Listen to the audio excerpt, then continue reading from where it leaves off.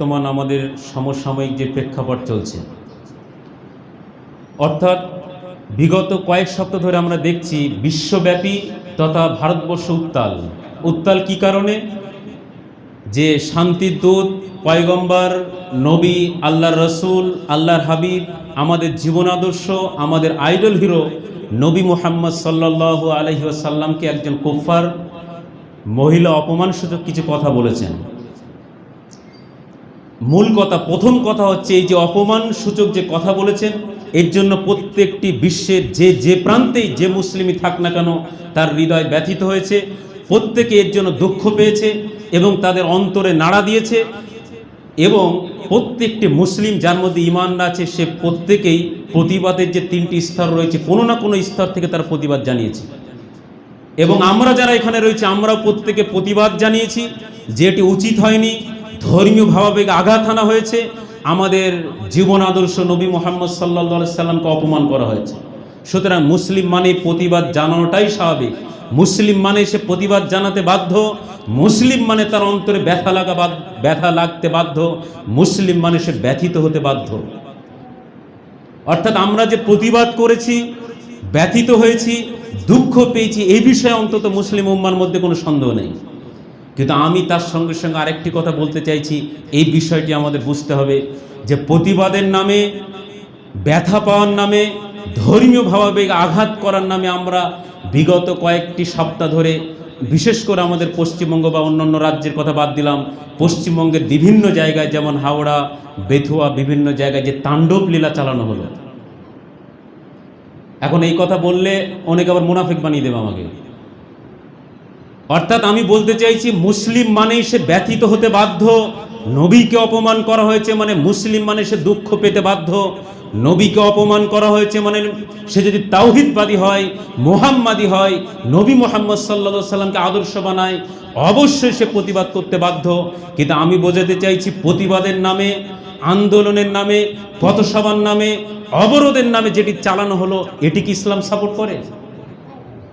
সম্মানিত উপস্থিতি, যে সমস্ত বুদ্ধিজীবী হিন্দুরা, বুদ্ধিজীবী কুফাররা, বুদ্ধিজীবী যারা নিরপেক্ষ বা বর্তমান ধর্মনিরপেক্ষর নামে যারা বর্তমান কিছু স্কলার, পণ্ডিত রয়েছে, বুদ্ধিজীবী রয়েছে, তারাও এই ঘটনাগুলিকে নিন্দা জানিয়েছে। কিন্তু আমাদের এই মূর্খতার জন্য, আমাদের এই জাহেলিয়াতের জন্য, আমাদের এই নির্বুদ্ধিতার পরিচয় দেওয়ার জন্য যারা আমাদের সাপোর্ট করেছিল, বলেছিল যেটা অন্যায় হয়েছে, তারাও আমাদের পেছন থেকে সরে গিয়ে বললো এটা কিসের ইসলাম, এটা কি ধরনের বর্বরতা, কি ধরনের এটা মানে তাণ্ডব চালানো হলো, তাণ্ডব লীলা। কিভাবে? আপনারা অনেকে মনে করছেন যে মিছিল করে চালান দিলে খুব ভালো জিনিস, কিন্তু আমরা ইসলামিক ভাবাবেগে, ইসলামের নবীকে, আমাদের জীবন আদর্শকে অপমান করা হয়েছে বলে আমরা ব্যথিত, আমরা প্রতিবাদ করেছি। তাহলে প্রতিবাদটা ইসলামিক পদ্ধতিতে হতে হবে না কাদের পদ্ধতিতে হতে হবে? প্রতিবাদটা কাদের পদ্ধতিতে হবে? ইসলামিক পদ্ধতিতে। তো তাহলে আমি দুটো তিনটে পয়েন্ট আলোচনা করবো যে প্রতিবাদের নামে মুসলিম জনগোষ্ঠী যে ঘন্টার পর ঘন্টা, 10 ঘন্টা, 12 ঘন্টা, 14 ঘন্টা রাস্তা অবরোধ করলে এটা ইসলামিক শরিয়ত কি বলে?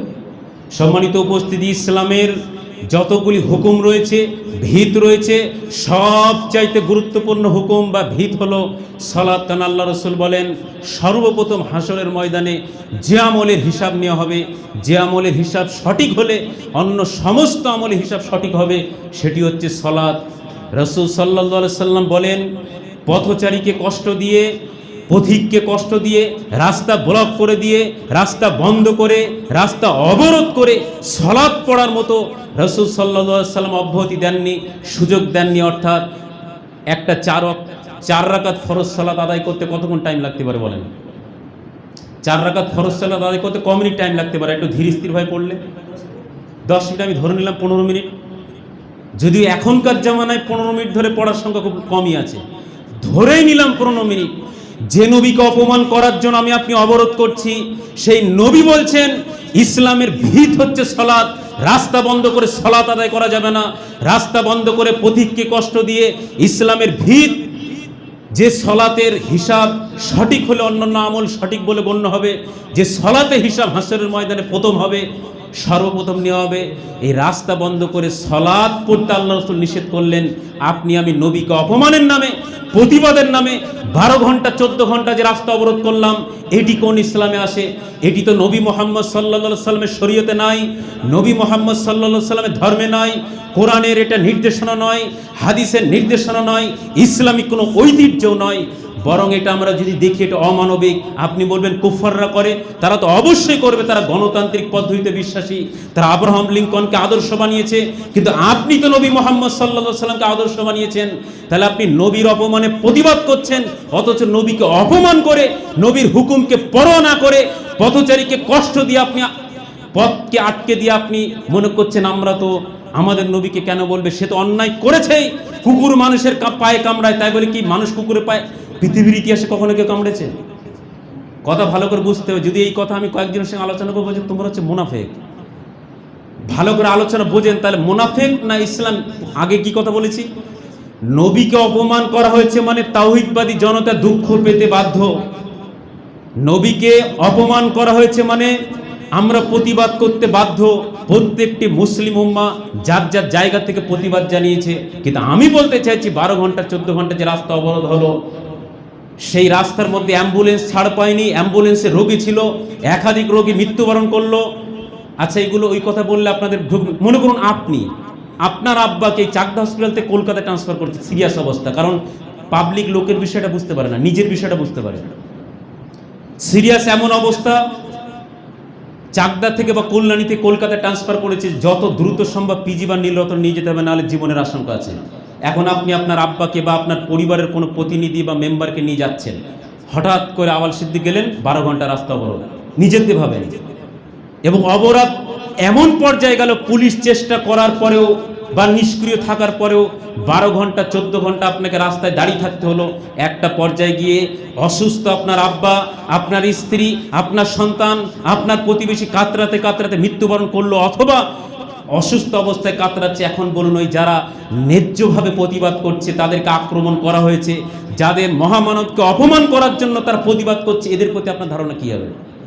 তারা যতই ন্যায়সঙ্গত কারণে অবরোধ করুক, আপনার ধারণা তাদের প্রতি কী হবে? ভালো হবে না খারাপ হবে? একটু রেসপন্স করেন, ভালো হবে না খারাপ হবে? খারাপ হবে না, হবে না? তাহলে এই যে 12-14 ঘন্টা রাস্তা অবরোধ করে, এটা নবী মুহাম্মদ সাল্লাল্লাহু আলাইহি সাল্লামের তরিকা নয়, এটা ইসলামিক তরিকা নয়, ইসলামিক ঐতিহ্য নয়। হতে পারে এটা কুফফারদের দেখানো সিস্টেম, হতে পারে এটা আব্রাহাম লিঙ্কনের গণতান্ত্রিক পদ্ধতি সিস্টেম, কিন্তু ইসলামে এরকম ধরনের পথচারীকে, পথিকের রাস্তা বন্ধ করে পথচারীকে কষ্ট দিয়ে প্রতিবাদের এরকম কোন সিস্টেম ইসলামে নেই। আচ্ছা, এটা একটা দিক গেল রোগীর বিষয়টা, যদিও রোগী হয়তো 2-1 জন মরেছে, আপনার বলবো ও 2-1 জন মরতেই পারে। আচ্ছা, এখন মনে করুন রাস্তায় তো শুধু এই লোকাল লোক থাকে না, জাতীয় সড়ক অবরোধ হচ্ছে মানে বিভিন্ন জেলার লোক রয়েছে, রাজ্যের লোক রয়েছে। মনে করুন আপনি আপনার স্ত্রী মা বোনকে নিয়ে সফরে রয়েছেন, হঠাৎ করে এমন একটি জায়গায়, মানে রাস্তা 12 ঘন্টা অবরোধ মানে কি, গাড়ি যেখানে পেরেছে, ধরেন আপনার এমন একটা জায়গায় গাড়িটা দাঁড়িয়ে গেছে, সেখানে আশপাশের নিকটবর্তী 2-1 কিলোমিটার মধ্যে দোকান নেই, পানির ব্যবস্থা নেই, আপনার স্ত্রী আপনার মা বোন পেশাব পায়খানা 12-14 ঘন্টা ধরে করতে পারছেন। এবার আপনি নিজেরটা নিজে ভাবুন, আপনি কেমন পরিস্থিতির মধ্যে পড়বেন, তখন আপনার ওই অবরোধকারীদের প্রতি কেমন ধারণা হবে? সম্মানিত উপস্থিতি, যেহেতু আমরা সংখ্যালঘু, 100টি গাড়ি থাকলে 70টি গাড়ি আমাদের প্রতিবেশী দাদাদের অর্থাৎ কুফফার মুশরিকদের হওয়াটাই স্বাভাবিক, এবং বাকি 30টা গাড়ি হয়তো মুসলিমদের। তাহলে আমি অন্তত খোঁজ নিয়ে দেখেছি অবরোধে যারা মুসলিমরা পড়েছে, কুফফার মুশরিকরা তো রাগান্বিত হয়েছেই, এমনকি যারা বিজেপির ফাঁদে পা না দিয়ে বিজেপি সরকারকে যারা চায়নি, শুধুমাত্র বিজেপিকে আটকানোর জন্য মুসলমানরা যাদেরকে সাপোর্ট করেছে তারাও তাদেরকে সাপোর্ট করেছে, এরা তো রাগান্বিত হয়েছেই। এমনকি মুসলিমরা বলছে, ভাই সে অভিজ্ঞতার কথা বলতে পারবো না, অর্থাৎ তারা তার মা বোনকে পর্দার সাথে নিয়ে গেছে 10 ঘন্টা 12 ঘন্টা, না পেশাব করাতে পারছেন, না পায়খানা করাতে পারছেন, না পানি আছে, না মানে কি একটা অবস্থা। এটা আপনারা এরকম সিচুয়েশনে না পড়লে আপনারা উপলব্ধি করতে পারবেন না। অর্থাৎ আমি বোঝাতে চাইছি, আজকে যদি আমাদের প্রতিবেশী দাদারা ম্যাক্সিমাম পার্সেন্ট সমর্থন করতো বিজেপিকে, তো বিজেপিকে আটকাতে পারতো আমাদের এই মোটামুটি 30% ভোট। বলেন, বোঝা যাচ্ছে কি? কেউ আর মনে করেন না রাজনীতির আলোচনা হচ্ছে, আমি কি বোঝাতে চাইছি একটু বুঝুন। বোঝা যাচ্ছে? বোঝা যাচ্ছে কি বিষয়টা? যে কি বলছিলাম, যে আজকে দেখা যাচ্ছে বিজেপির সরকারকে যে আটকানোর জন্য যে সমস্ত প্রতিবেশী আমাদের গায়ের কম ভাইরা তারা যদি 100% ওইদিকে ভোটটা দিত, তাহলে আমরা একচেটিয়া যদি বর্তমান শাসক দলকে ভোট দিতাম, তারপরে কি ওদের আটকানো যেত? তাহলে তাদের মধ্যে এরকম বহু মানুষ রয়েছে যারা এই সাম্প্রদায়িকতা, যারা হিন্দু মুসলমানের বিভেদ, মারামারি, কাটাকাটি, দাঙ্গা পছন্দ করে না। এই জন্যই তারা আমাদের মতো, আমরা যে চিন্তায় বর্তমান শাসক দলকে সমর্থন করেছি, তারাও এই চিন্তায় তাদেরকে অর্থাৎ বিজেপিকে রিজেক্ট করেছে। এই জন্যই কিন্তু আজকে আমাদের এই বর্তমান যাক মোটামুটি একটা মন্দির ভালো হিসেবে ভারতবর্ষের নিরিখে আমরা যাচ্ছি। তাহলে যারা এই চিন্তা করে ভোট দিয়েছিল বর্তমান শাসক দলকে, তাদের মুখের আজকের কথা যে এই কাঠমোল্লাদের সাইজ করার জন্য বিজেপির দরকার।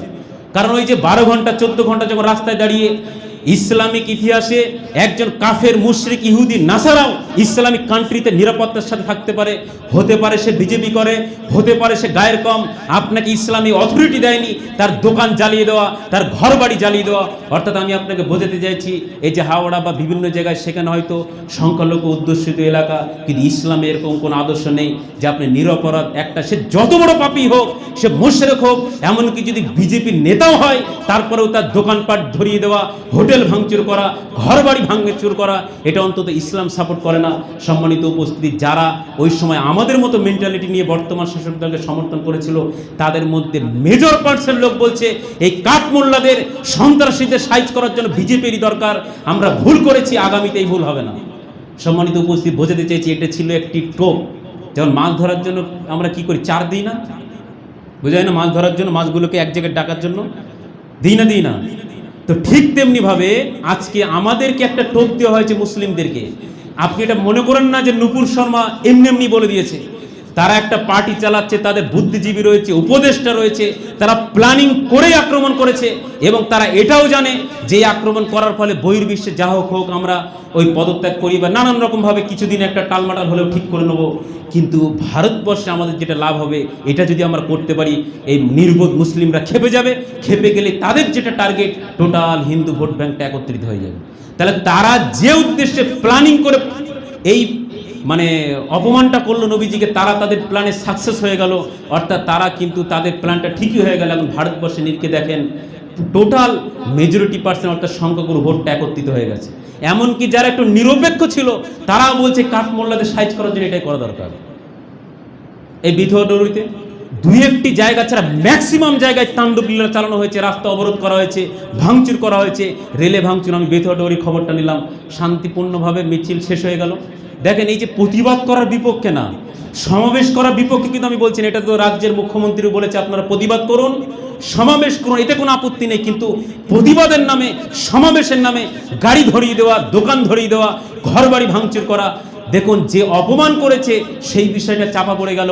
রেল ভাঙচুর, দোকান ভাঙচুর, এই যে রাস্তায় অ্যাম্বুলেন্সের রোগী মারা যাচ্ছে, সমস্ত মিডিয়ারা শুধু এটাই দেখাচ্ছে। এবং যে সমস্ত মানুষরা জানতো না নূপুর শর্মা কি বলেছে, হয়তো 200-500 বা চ্যানেলে 2-5 হাজার লোক শুনেছিল। এখন নূপুর শর্মার যারা নিন্দা করছিল, সেসব টোটাল বিষয়টা চাপা পড়ে গিয়ে এখানে বিজেপি এতদিন যে অভিযোগ করে আসছিল, মুসলমান মানেই সন্ত্রাসী, মুসলমান মানেই বর্বর, মুসলমান মানেই কট্টরপন্থী, মুসলমান মানেই তাদের কোনো দয়ামা নেই, এটা তারা সূক্ষ্মভাবে প্রমাণ করে দিল। যেটা এতদিন ধরে প্রমাণ করতে চাইছিল, সেটাই কিন্তু প্রমাণ হয়ে গেল। বোঝা গেল কি, যেটা এতদিন ধরে প্রমাণ করতে চাই, প্রমাণ হলো না। কারণ টিভিতে যখনই খোলা হচ্ছে টুপি দাড়ি নিয়ে এই যে দেখানো হচ্ছে, তাহলে তাদের মানসিকতার মধ্যে একটা প্রভাব পড়লো। অর্থাৎ আমি বোঝাতে চাইছি, তাদের যে নিয়তটা ছিল, যেটা এতদিন ধরে অভিযোগ করে আসছিল, তারা একটা প্রমাণ করে দিল। এটা একটা প্রেক্ষাপট, বক্তব্য ভুল বোঝার কোনো কারণ নেই। দ্বিতীয় একটি বিষয় হচ্ছে যে আজকে দেখা যাচ্ছে আমরা সংখ্যালঘু, প্রশাসন চাইলে 5 সেকেন্ডের মধ্যে সাইজ করে দিতে পারত। খুতবা আরো 10 মিনিট দীর্ঘায়িত, কারণ এই বিষয়টা প্রত্যেকদিন আলোচনা করা যাবে না। অন্যান্য রাজ্যে আপনি তাকেই দেখুন, উত্তরপ্রদেশ সরকার যে প্রতিবাদে যাচ্ছে, সাথে সাথে প্রশাসনকে বুলডোজার দিয়ে বাড়ি ভেঙে দিচ্ছে।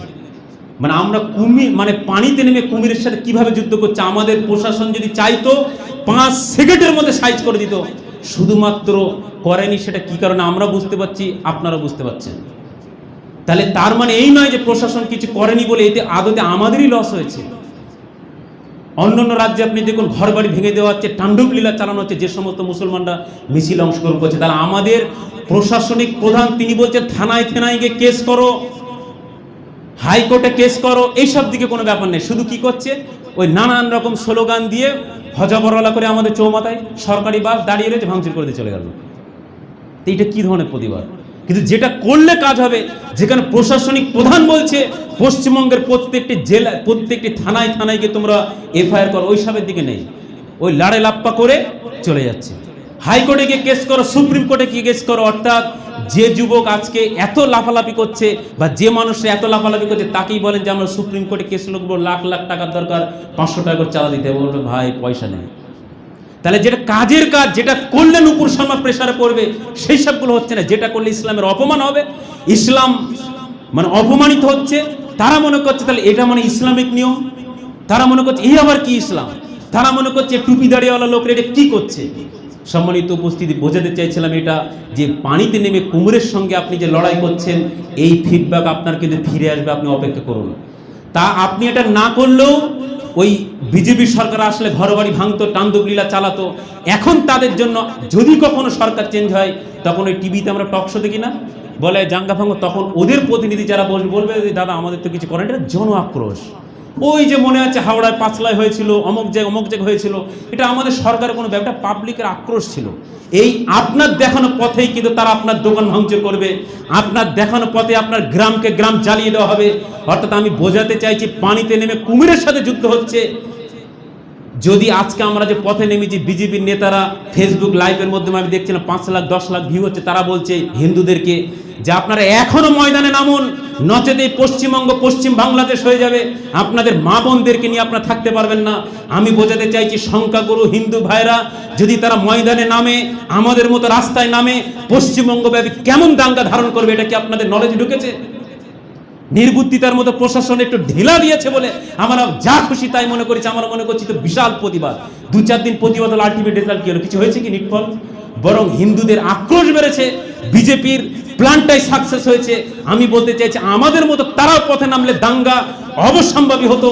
আমাদের মতো তারাও যদি পথে নামতো, বিজেপি নেতাদের কথায় আমাদের নদিয়া জেলায় একটি মসজিদ মাদ্রাসা খুঁজে পাওয়া যেত না। আমরা মনে করছি পুলিশ কিছু বলছে না, দিদি বলেছে লাঠিচার্জ করা যাবে না, আমরা একেবারে মাথাহাল হয়ে গেছে।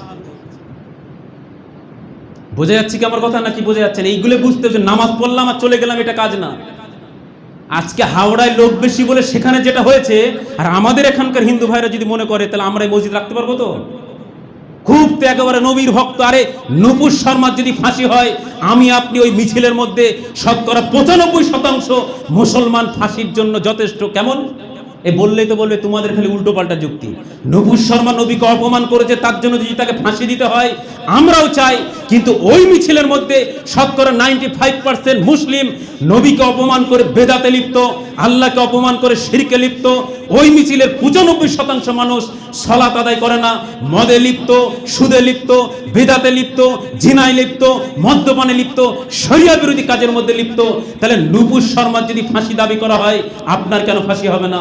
সম্মানিত উপস্থিতি, বোঝাতে চাইছি, যারা মিছিলের মধ্যে রয়েছে, 1000 লোক থাকলে 990 জন বেনামাজিকে দাবি করছে নবীর অপমানকারী, ফাঁসি চাই, ঠিক আছে দাবি করুক, কিন্তু আমি বলছি বিচারটা তো ন্যায্য হবে। নূপুর শর্মা যদি ফাঁসি হয় আমরাও চাই, তাহলে তোমার ফাঁসি কেন হবে না? তুমিও নবীর সহিহ হাদিসের খেলাফ করে, সুন্নতকে অবজ্ঞা করে, বেদাত করে, তুমিও নবীকে সকাল বিকাল সন্ধ্যায় দিনে 5 বার অপমান করছো। তুমি সহিহ হাদিস দেখালে সেটাকে উপেক্ষা করে চলে যাও, তুমি নবীর আদেশ মানো না, সালাত আদায় করো না, তুমি শিরক থেকে বিরত থাকতে পারো না, তোমাকেও তো ফাঁসি দিতে হবে। সম্মানিত উপস্থিতি, এরকম কয়েকটি পয়েন্ট আমি বোঝাতে চাইছিলাম। সময় সংক্ষিপ্ত, অর্থাৎ সময় ওভার হয়ে গেছে। এগুলো আমাদের বুঝতে হবে। শুধু নেচে হুড়হাড় করে হুড়দারা করলাম, ভবিষ্যতে কি হবে? এইগুলো এই নির্বুদ্ধিতার পরিচয় দিলে, নির্বোধ মুসলমানের মতো পরিচয় দিলে আদতে আমাদের লস হবে। যেমন আরেকটি কথা বলে শেষ করি। আচ্ছা বলুন, আমাদের এখানে কোনো গন্ডগোল হলে নিরাপত্তা কে দেবে? প্রশাসন যদি নিরপেক্ষ থাকে তবে তো দাঙ্গাটা বন্ধ হবে নাকি? ভালো করে বলেন। তাহলে আপনি প্রশাসনকে ঢিল মারছেন, ইট মারছেন। হাওড়াতে এবার ওই কি বলে, কি বোম বলে ওটা, বোতল বোম, আবার গুলি চালিয়েছে শুনলাম। তাহলে এই প্রশাসন লজ্জিত হচ্ছে, ইট খাচ্ছে, পাটকেল খাচ্ছে। ভালো করে বোঝেন। আবার ওইদিকে দিদি বলে দিয়েছে দুধেল গায়ে লাঠি চালানো যাবে না। ভালো করে বোঝেন কি বোঝাতে চাইছি। ওই সারা বছরের খুতবার থেকে এই বিষয়টা মূল্যায়ন করার চেষ্টা করেন যে কোথায় থেকে কি করছি। তাহলে পুলিশ অপমানিত হচ্ছে, লাঠি খাচ্ছে, চুপচাপ দাঁড়িয়ে রয়েছে, পুলিশের ভূমিকা নিয়ে প্রশ্নবিদ্ধ হচ্ছে, ওইদিকে দিদি বলেছে লাঠি চালানো যাবে না। এই পুলিশ কিন্তু মনে মনে আপনার প্রতি রাগান্বিত, যে আপনাকে নিরাপত্তা দেবে। কালকে যখন দাঙ্গা হবে, এই পুলিশ প্রশাসন, এই ধরনের লোকাল প্রশাসন, তারাই বলবে এই শালা মোল্লারা বেশি বেড়ে গিয়েছিল, তোদের সাইজ করছে, ঠিক করছে। অর্থাৎ আমি বোঝাতে চাইছি যে আপনি পুলিশকে রাগান্বিত করলেন, যে সমস্ত প্রতিবেশী হিন্দু দাদারা সাম্প্রদায়িকতাকে সমর্থন করে না তাদেরকেও আপনি রাগান্বিত করলেন। এবং বর্তমান অন্য অন্য রাজ্যের মুখ্যমন্ত্রীরাও যেটা বলেনি, আমাদের মুখ্যমন্ত্রী, আমি কিন্তু পার্টির সাপোর্টে বলছি না, তিনি বলেছেন যে তার অ্যারেস্ট চাই এবং তিনি পরামর্শ দিয়েছে যে তোমরা জনসমাবেশ করে প্রতিবাদ করো এবং থানায় থানায় এফআইআর করো। সেই সরকারকেও আমরা চাপে ফেলছি। তখন বিজেপি নেতারা বলছে এখন রাষ্ট্রপতি শাসন দরকার। তাহলে যে সরকার কম বেশি, আমি বলছি না যে তার সাধু, কম বেশি, আপনি উত্তরপ্রদেশে যান, মিছিলে গেছে, প্রশাসন দাঁড়িয়ে থেকে ঘর বাড়ি ভাঙছে, তার থেকে তো এখানে মুখ্যমন্ত্রী বলছে যে তোমরা কি করো, থানায় থানায় এফআইআর করো, প্রতিবাদ প্রতিরোধ করো, কিন্তু রাস্তা বন্ধ করে নয়, মানুষের ক্ষতি করে নয়। সেই সরকারকে আমরা চাপে ফেলে দিলাম। তাহলে আমার আপনার নির্বুদ্ধিতার জন্য সরকার চাপে পড়লো, বিরোধী দলনেতা বলছে যে রাষ্ট্রপতি শাসন চাই। আমার আপনার এই নির্বুদ্ধিতার জন্য প্রশাসন চাপে পড়লো, আমার আপনার নির্বুদ্ধিতার জন্য আমাদের প্রতিবেশী দাদারা যারা আমাদের সাপোর্ট করছিল তারাও বিরোধী হয়ে গেল। তাহলে আমাদের আন্দোলন করে লাভ হলো না ক্ষতি হলো, এটা বলেন। তারপর খুব শেষ করবো। নূপুর শর্মা অ্যারেস্ট হয়েছে, এত আন্দোলন হলো, তারপর বেথুতে মারা গেল, এখানে আমাদের এতগুলো যুবক যে মারা গেল, ঠিক আছে, নবীর জন্য জীবন দিয়েছে, আলহামদুলিল্লাহ, আল্লাহ তাদের মাফ করুক, জান্নাত নসিব করুক। কিন্তু আমি বলছি যে জন্য আন্দোলন করলাম সেটা আলটিমেট কোনো লাভ হয়েছে কি? যত আমরা আন্দোলন করেছি তত জেড প্লাস থেকে আরো নিরাপত্তা বাড়ানো হচ্ছে। তার মানে আমি বলছি না আন্দোলন প্রয়োজনে, বক্তব্য ভুল বুঝে রাখবেন, আন্দোলন তো করতে হবে। আমি বলছি জেলা ওয়াইজ, ব্লক ওয়াইজ, থানা ওয়াইজ সমস্ত মুসলমানরা বড় বড় জমায়েত করে মুসলমানদের নেতারা যদি বক্তব্যের মাধ্যমে ইসলামিক আদর্শ তুলে ধরতো এবং তার শাস্তি বা গ্রেপ্তারি দাবি করতো, তাহলে কি যথেষ্ট হতো না? রাস্তা অবরোধের কি প্রয়োজন ছিল? হিন্দুদের ক্ষিপ্ত করা কি প্রয়োজন ছিল? প্রশাসনকে চাপে ফেলার কি প্রয়োজন ছিল? সরকারকে চাপে ফেলার কি প্রয়োজন ছিল? আরে আপনারা মিছিল করছেন, প্রশাসন প্রোটেকশন দিচ্ছে, একই পুলিশ শুধুমাত্র সরকারের কারণে উত্তরপ্রদেশে পুলিশ দাঁড়িয়ে থেকে ঘর বাড়ি ভাঙছে। আপনার সারা জীবনের মেহনতের পয়সা খরচা করা 20-30 লাখ টাকাতে আপনি বাড়ি করেছেন, এটা তো আমাদের কাছে কল্পনাতীত। অর্থাৎ আমি আপনি আন্দোলনের নামে কি করলাম, এটা হজবরলা হয়ে গেল। এইসব নামে বলছি আমরা আন্দোলন করছি। আরে আন্দোলন করে আলটিমেট লাভটা কি হলো? তুমি যদি এইভাবে করতে, বড় বড় সমাবেশ করে সেখানে চাপ তৈরি করতে, তাহলে সেই আলটিমেট রেজাল্ট একই আসতো। কিন্তু আমরা আন্দোলনের নামে যেগুলি করলাম, আমাদের একজন দিনী ভাই আমাকে ফোন করছে মিছিলে যাবো, বলে হ্যাঁ যাও অবশ্যই। যাওয়ার পর গেছে, বলছে ভাই শান্তিপূর্ণভাবে করে, যাওয়ার পর হঠাৎ করে শান্তিপূর্ণভাবে হয়ে এবার লাস্টে গাড়ি ভাঙছে। সুবের আওয়াল সিদ্দির কথা বলছে। দুই একটা মাশাআল্লাহ ছাড়া বাকি সমস্ত জায়গায় তান্দুবলীলা চালানো হয়েছে। আরও বহু পয়েন্ট রয়েছে, যেহেতু আমাদের মুরব্বী আবার রেগে যাচ্ছে, তো খুতবাটাকে আমি ইতি টানছি, বোঝাতে চাইছি যে বাস্তবতা উপলব্ধি করুন। আপনি পানিতে থেকে কুমিরের সাথে লড়তে গেলে আদতে লসই হবে, লাভ হবে না। অর্থাৎ আপনার উচিত ছিল আপনি প্রতিবাদ করুন, আইনি লড়াই লড়ুন। তারা আইনি লড়াই লড়ে বাবরি মসজিদকে রাম মন্দিরে পরিণত করলো। আর নির্বোধ মুসলমান, মানে আমি বেশি কথা বললে তো আবার রেগে যাবে, যেহেতু এটা আবার যাবে, পাবলিক শুনবে। এই মুসলমানের এমন অবস্থা, যেখানে সুপ্রিম কোর্টে যাওয়া দরকার ছিল, হাইকোর্টে যাওয়া দরকার ছিল, পরে শুনলাম 2-1 জন গেছে। আর আপনি যারা মিছিল করছে তাদেরকে বলেন 200 টাকা করে চাঁদা তো সুপ্রিম কোর্ট কেস, তখন আর দেবেন না। তাহলে যেটা করলে লাভ হতো, আপনি বলুন প্রত্যেকটি থানায় থানায় কেস করলে, তারপর হাইকোর্টে গিয়ে যদি কেস করা হতো, সুপ্রিম কোর্টে কেস করা হতো, চাপে পড়তো না? পড়তো না। ইল্লা মাশাআল্লাহ 2-1 জন মানে আমাদের ওই মুসলিম লয়াররা তারা এই পদক্ষেপটা নিয়েছে। কিন্তু মুসলমান যেটা করতে বলছো সব না, শুধু হজবরলা হাঙ্গামা করে চলে আসছে। আমি বলছি এটা তো তারা করলে মানাতো, আমরা করলাম কেন? এটা তো তাদের জন্য যুক্তি হয়ে গেল। আজ হোক আর 15 বছর পর হোক, তারা যখন সরকার আসবে, তারা তো আমাদের ফিডব্যাক, আমাদের তো প্রত্যুত্তর দেবে যে তোমরা যা করেছিলে আমরাও তাই করছি। আমি মনে বিষয়টা বোঝাতে পারলাম না। ওই জন্য নবীর মহব্বত মানে এই না যে রাস্তায় নেমে নারায়ে তাকবীর, লিল্লাহি তাকবীর, আল্লাহু আকবার। নবীর মহব্বত মানে নবীর অনুসরণ, নবীর কথার বাইরে না চলা, আল্লাহর আদেশ মানা, নবীর আদেশ মানা। তারপরে নবীকে অপমান করলে অবশ্যই আপনি প্রতিবাদ করুন, তার জন্য আইনি ব্যবস্থাপনা গ্রহণ করুন, সমাবেশ করুন, আপনি জনসভা করুন, তাতে কোনো আপত্তি নেই। আমি এগুলোর বিপক্ষে না। আমি একটা ছোট্ট মাথায় চিন্তা করে যেটা দেখলাম, যে আদতে সার্ভে করে বা গবেষণা করে দেখা গেল লাভের থেকে লস হয়েছে বেশি। সম্মানিত উপস্থিতি, আল্লাহ সুবহানাহু ওয়া তাআলা আমাদের সুমতি দান করুন।